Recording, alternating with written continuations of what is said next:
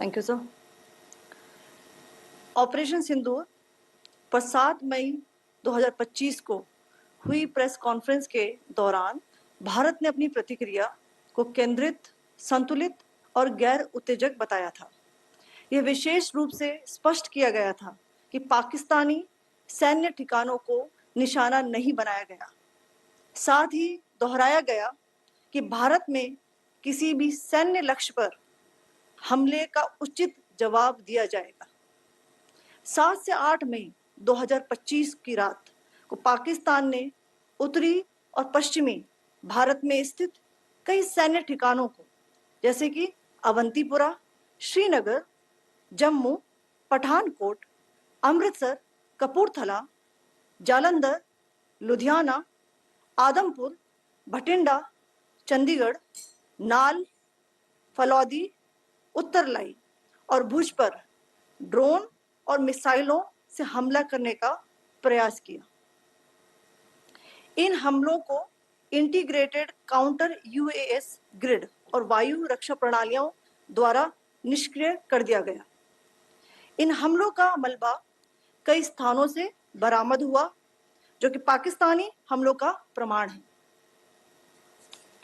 On the night of 7th May 2025, Pakistan attempted to engage a number of military targets in northern and western India using drones and missiles.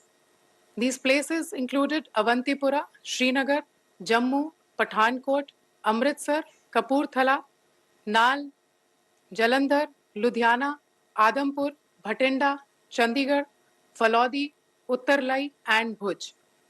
These were neutralized by the integrated counter unmanned aerial system and other air defense systems. The debris of these attacks is now being recovered from a number of locations that prove the Pakistani attacks. आज सुबह भारतीय सशस्त्र बलों ने पाकिस्तान के कई स्थानों पर वायु रक्षा रडार और प्रणालियों को निशाना बनाया। भारत की प्रतिक्रिया समान क्षेत्र में समान तीव्रता के साथ की गई। यह विश्वसनीय रूप से ज्ञात हुआ कि लाहौर में स्थित एक वायु रक्षा प्रणाली को निष्क्रिय कर दिया गया। Today morning, Indian Armed Forces targeted air defense radars and systems at a number of locations in Pakistan. Indian response has been in the same domain with the same intensity as Pakistan.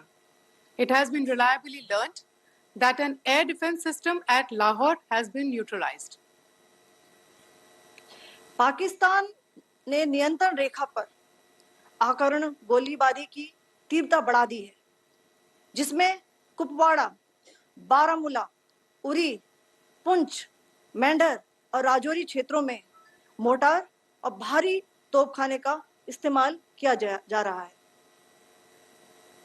Pakistan has increased the intensity of its unprovoked firing across the line of control using mortar and heavy calibre artilleries in areas in Kupwara, Baramulla, Uri, Poonch, Mendhar and Rajouri sectors in Jammu and Kashmir.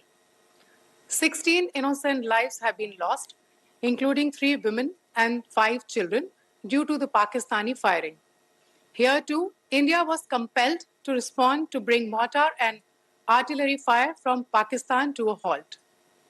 Indian Armed Forces reiterate their commitment to non-escalation, provided it is respected by the Pakistan military.